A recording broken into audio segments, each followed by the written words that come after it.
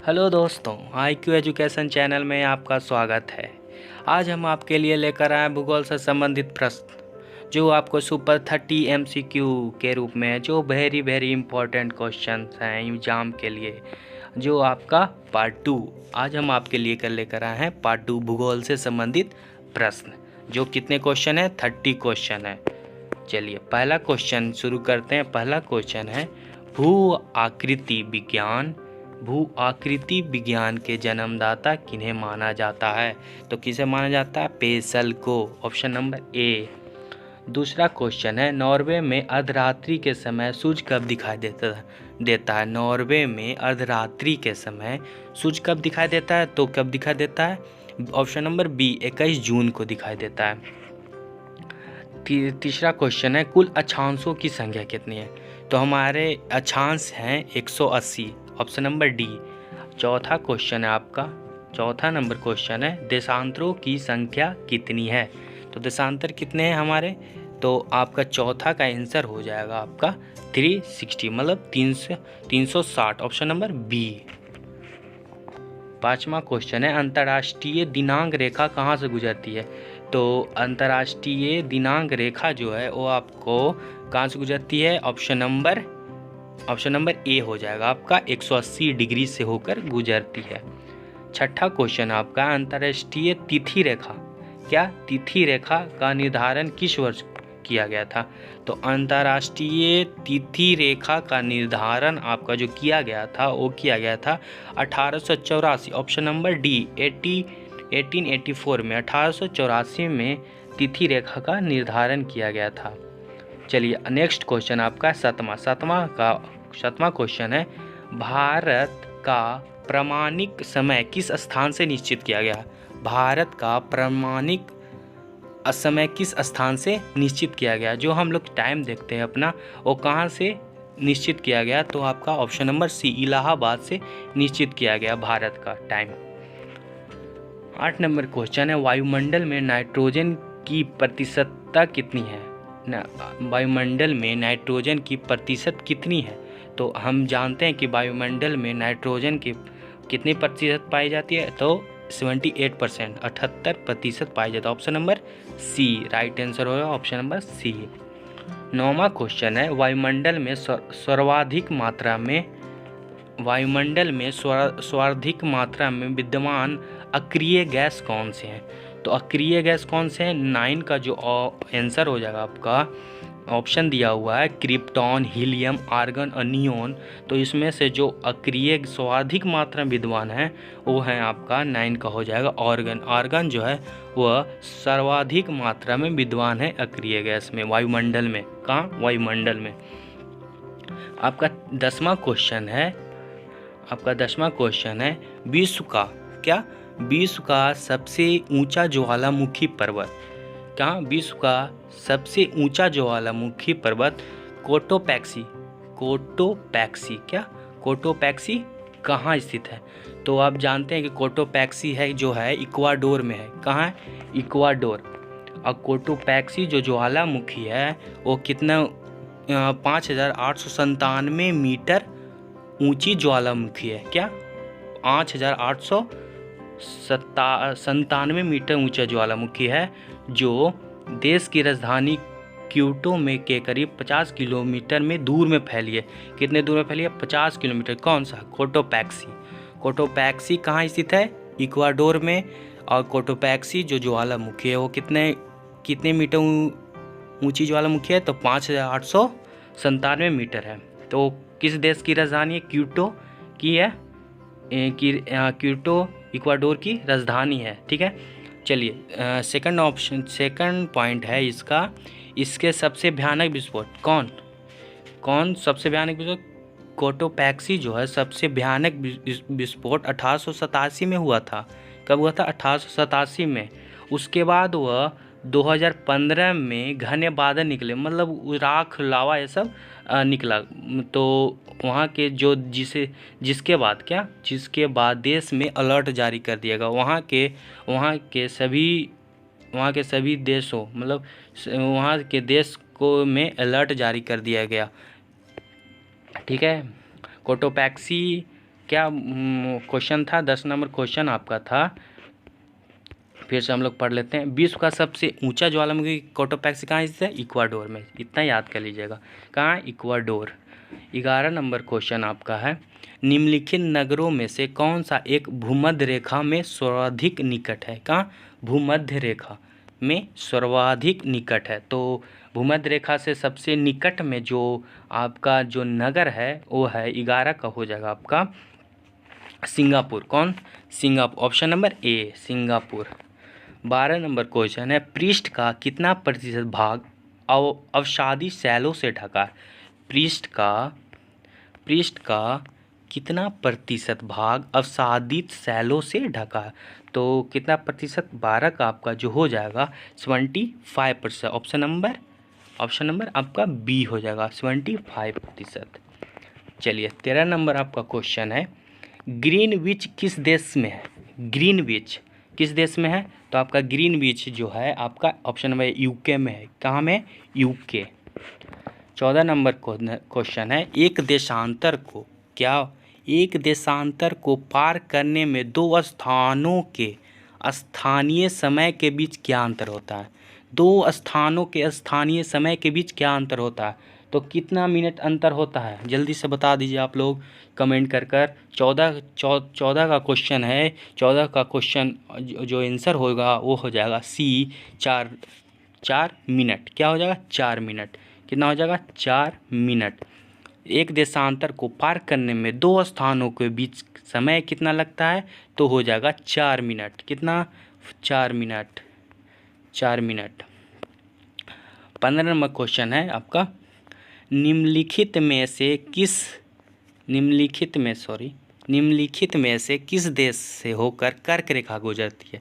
कर्क रेखा गुजरती है, इसको ट्रॉपिक ऑफ कैंसर भी बोलते हैं। ट्रॉपिक ऑफ कैंसर भी बोलते हैं। इंग्लिश में कर्क रेखा को क्या बोलते हैं? Tropic of cancer. ठीक है, कर्क रेखा कहाँ से गुजरती है? तो आपका 15 का हो जाएगा जायरे। क्या हो जाएगा? जायरे। क्या हो जाएगा? जायरे। जायरे कहाँ पाया जाए? किन्सास अफ्रीका के कांगो लोकतांत्रिक गणराज्य के देश की राजधानी है। जो जायरे जो है आपका वो अफ्रीका के किन्सास अफ्रीका में मानते हैं कांगो लोकतांत्रिक राज्य। जायरे का दूसरा नाम है कांगो लोकतांत्रिक गणराज्य, देश की राजधानी है किन्सासा। कौन? किन्सासा। ठीक है, इतना याद कर लीजिए। जायरे का नाम 1971 में पड़ा था। कब? 1971 में। फिर इसे जायरे से हटाकर कांगो लोकतांत्रिक गणराज्य रख दिया गया। चलिए 16 क्वेश्चन, नेक्स्ट क्वेश्चन अब हम लोग चलते हैं आपका 16 नंबर क्वेश्चन। 16 नंबर क्वेश्चन है, कोयला किस चट्टान में पाया जाता है? तो कोयला आप जानते हैं किस चट्टान में पाया जाता है?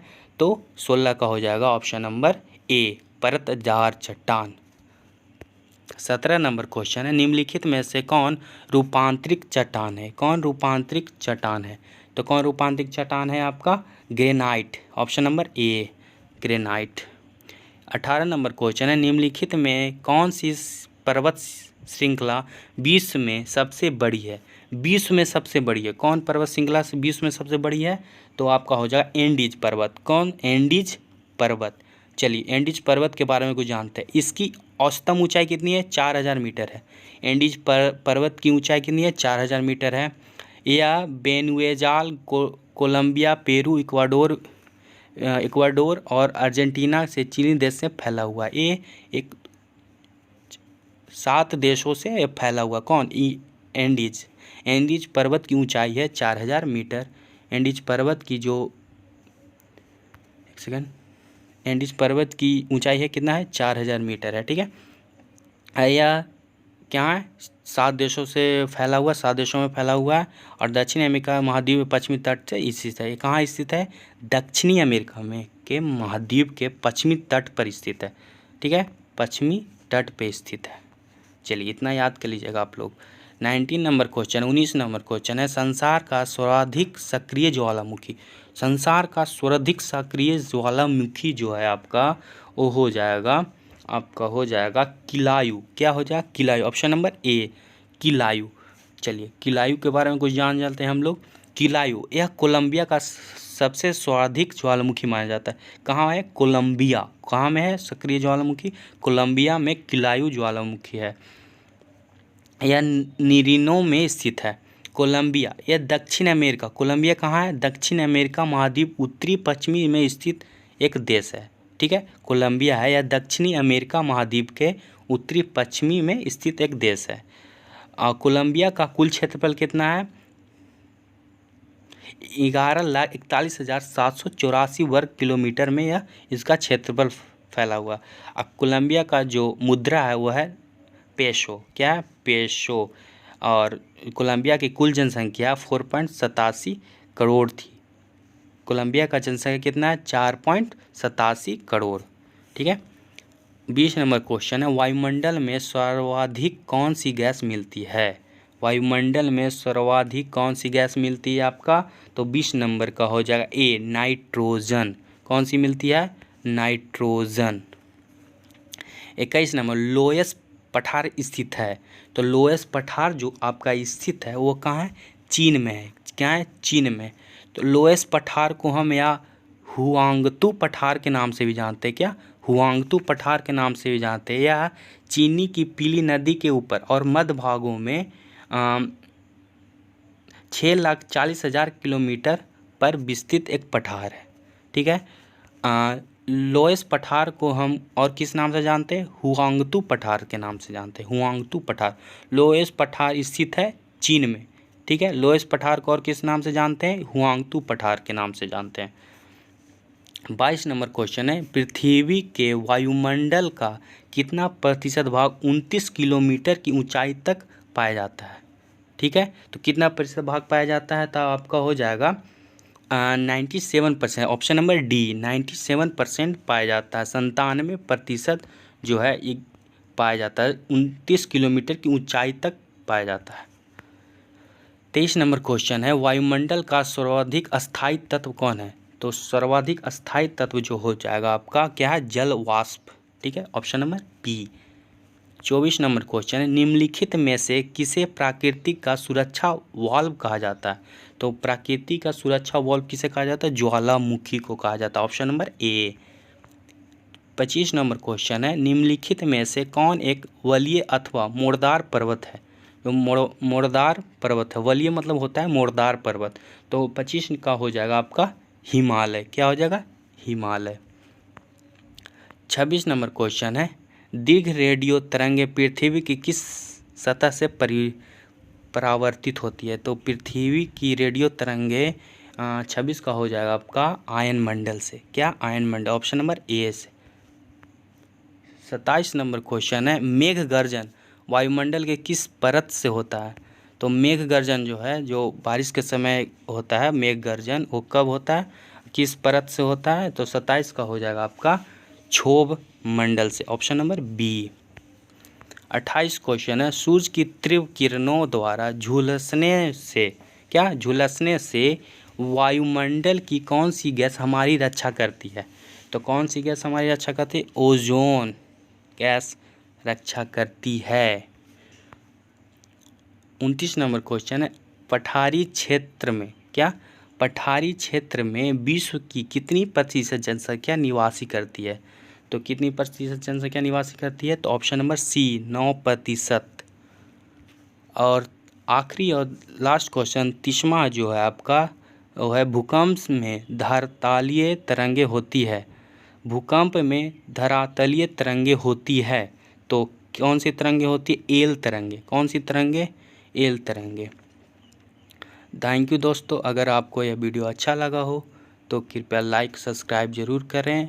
और आज का वीडियो भूगोल से संबंधित प्रश्न का PDF आपको डिस्क्रिप्शन बॉक्स के लिंक में मिल जाएगा, आप वहां से जाकर देख सकते हैं। धन्यवाद।